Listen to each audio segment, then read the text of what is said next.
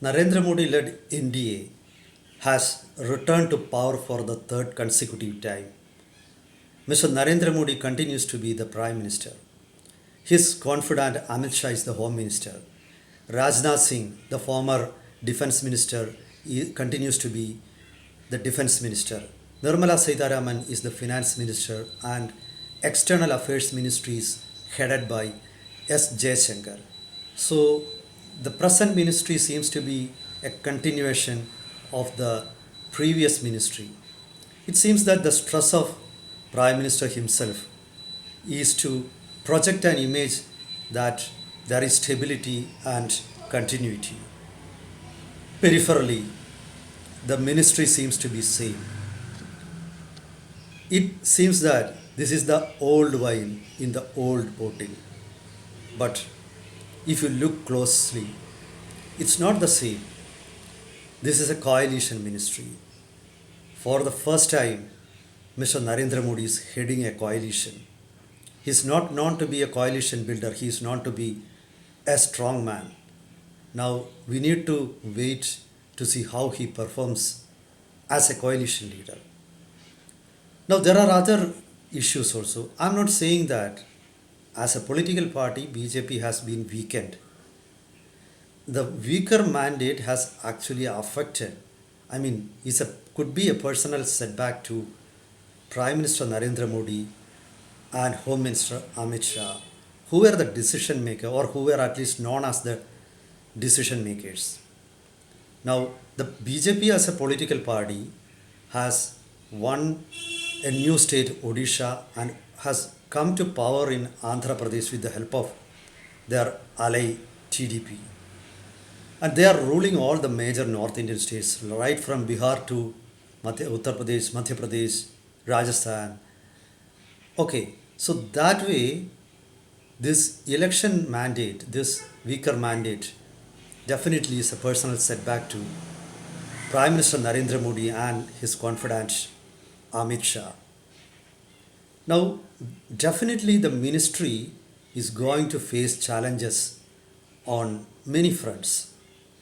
I'm not saying that the Congress will be able to subvert the ministry within months. Nothing like that will happen. For the JDU and TDP, who are the main allies, it's not simply easily possible to switch sides immediately.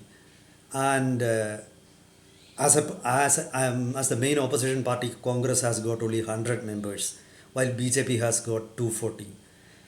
So there will be stability in administration, but the challenges are different, and this is not going to be simply the past like the past.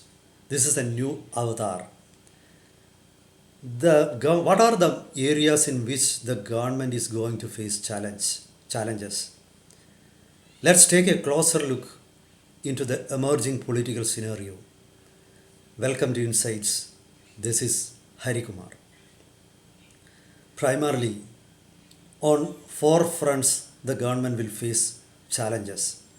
Number one is there is going to be a shift in power equilibrium within the Sangh Parivar ecosystem. Actually, that has already happened.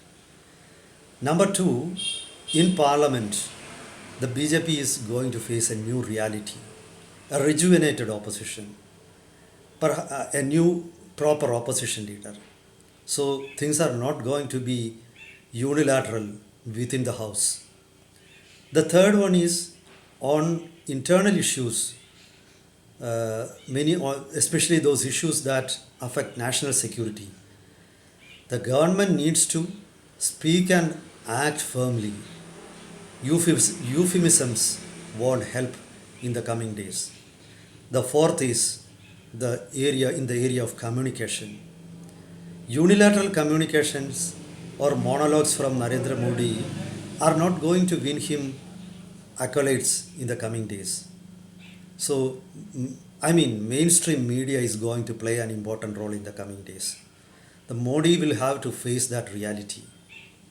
Let's start with the first issue, the shift in power equilibrium. This is actually something that is going to happen, and many things have already happened in the Sangh Parivar ecosystem. Normally in Sangh Parivar, the leadership is collective. Even during the days of Janasangh, the leadership was collective. But during the reign of Vajpayee, also the leadership was collective. But after Narendra Modi became the Prime Minister in 2014, things changed. The Modi Amit Shah combine had power concentrated in their hands. Because nobody expected Narendra Modi to win or BJP to win a majority on its own in 2014. Modi made what looked impossible possible. The 2019 he got a stronger mandate, and so he was perfectly in charge of the situation, totally in control. I would say he was an autocrat. He was not an autocrat, but he was a very powerful leader. Now this time it's not going to be like that. He is one among the equals. I mean, he's the prime minister, but the other cabinet ministers are also going to be equally powerful. Already in the Sangh Parivar system, the shift in equilibrium has happened. In Uttar, the reason is, at least on the paper, Mr. Modi seems to be weak. He has to struggle to win from his constituency Varanasi. Now in Uttar Pradesh, insiders say that Yogi Adityanath, the Chief Minister of Uttar Pradesh, wanted to remove 35 people from the list prepared from Prime Minister Narendra Modi and Amit Shah and get them replaced. But Modi-Shah combine didn't yield to the demand. And what happened is that almost 33 of the 35 people got defeated. This is what BJP insiders say. Now, Mr. Yogi Adityanath has already become one of the most powerful leaders in the BJP, and people like him need to be consulted while decision making in the coming days. Again, Shivraj Singh Chauhan was a former Chief Minister of Madhya Pradesh, who is also a very powerful OBC leader. He won this time with a majority of over 8 lakh, and he is a cabinet minister also. So people like him are there in the ministry and you cannot ignore them. And so again, regarding the parent organization RSS, JP Nadda, who said that BJP has grown strong enough to stand on his own legs, lost his party president post. Now he is a minister. Now a new president is going to assume office in the BJP. So things have started changing and the equilibrium has already shifted. Now it will further shift in the coming days. Let's see how Prime Minister Narendra Modi is going to handle it. Let's hope that he has got the resilience and agility to redefine himself and perform better. Now, inside the parliament, you find a rejuvenated opposition. It's not a weak opposition now. Congress itself has got 100 members. And with the allies, they got 230 plus members. Inside, on the floor, they are going to question each and every decision of the government. Policy making is not going to be that easy.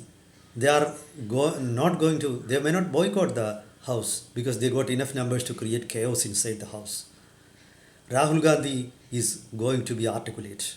He is no more a Papu. There is no logic in term calling him Papu. Such derogatory epithets will harm BJP only from now on. He is now a person who has rejuvenated his party, who has revived the sagging morale of his party. So this man is a new avatar. So as a leader of opposition, he will get a cabinet rank. The opposition will get nominations in different committees. Then as the leader of opposition, Rahul Gandhi will get an opportunity to register his opinion on many occasions. Though he cannot subvert decisions, he will be able to register his protest. Now, if he is a clever opposition, if he graduates as a clever opposition leader, he is going to build his image, because those who are in power, they will be blamed always. Those who are not in power, they can simply criticize and gain mileage. So if he is powerful, if he has got proper advisors, if he has got a proper system, the man is going to create trouble for the BJP in the coming days. No doubt about that. And this is what is going to be inside. And third issue is on matters regarding internal security. For example, the efforts of Khalistanis to revive separatism in Punjab or the conflict in Manipur, they will have to be dealt with very firmly, like what the government did in Kashmir. Actually, the BJP government was very successful in Kashmir. They did what was unthinkable even before. They abrogated the Article 370. It was feared, or it was certain groups of people spread the fear that the whole country will burn if Article 370 is abrogated. Nothing happened. So such firmness, such tenacity was absent when the government dealt with Khalistanis in Punjab or Manipur issue. The result is the BJP has not won a single seat in Punjab or Manipur. The Hindu Meithis and Christian Cookies, both of them voted against BJP in Manipur. Perhaps that shows the level of humbug or duplicity of the government. That needs to be corrected. No doubt about that. You cannot run with the hare and hunt with the hound. You are not the intelligent the only intelligent person in the world. Others also have got brains. So the government needs to be very firm. The government handled many agitations firmly and successfully, like anti-CAA protest or protest against abrogation of Article 370. But when it came to farmers' protest, the NDA government dithered. They failed to either you should accede the demands or you should deal with them with a firm hand. This is what Modi did on many other occasions. But during the farmers' strike, the NDA government failed totally. Somebody needs to tell the truth. Somebody in the BJP should have told the king that you are naked. But that was not done. Both these issues were handled unprofessionally. And the BJP has suffered in both states. Not just in both states, the impact was felt in other areas also. That won't be tolerated in the coming days. Simply, the BJP cannot afford to have such indecisiveness in the coming days. Now, the fourth, that is regarding communication. Narendra Modi has been following, a policy of monologues. He speaks to public through Man Ki Baat. He addresses public through his professional team on Twitter or on other social media handles. But that won't sell in the coming days. He will have to face press conferences. He will have to face hostile questions. He needs to prove his mettle by handling hostile questions. By the end of this government, the government was rushing to give interviews. I think dozens of interviews were given to all types of media and even YouTubers.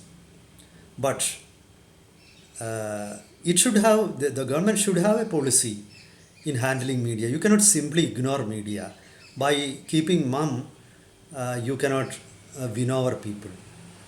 Now, the government needs to have a policy. Address the media firmly. It is true that the media has got a lot of hawks, eagles, and foxes. But the government needs to, or the Prime Minister needs to face them. Indira Gandhi used to face them. It's true, Narendra Modi lacks the proper command of English. He cannot answer sophisticated questions. But somehow or other, he needs to manage it, or he could do even in Hindi. If he find that he cannot answer it properly in English, he may answer it in Hindi. No problem with that. When you come to Amit Shah, he cannot speak English. So it's okay if you are unable to speak English. But again, that's not a great quality also. The fact that you cannot speak English won't make you great or low. So this is simply your choice. You chose not to study one language. That's it. So there is nothing great or nothing good or bad in it, nothing egregious in it. But the opposition leader is going to take advantage on that front. He is used to he can handle media. He can handle adverse questions. I am not going to say that he treats media very well. Actually, Mr. Rahul Gandhi treats media poorly. But he doesn't run away from press conferences. He handles them. So, on that way, he is going to get advantage, as he will offer during parliament meetings, he will address press conferences. He will frequently interact with media. And from now onwards, with a very strident voices with opposition voices getting more and more strident, Prime Minister Narendra Modi will find it difficult to sell his monologues. Now, that won't sell. Selective interviews won't help.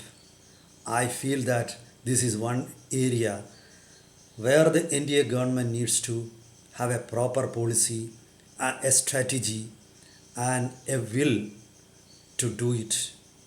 So let's see how the government is going to perform. They don't face any immediate threat.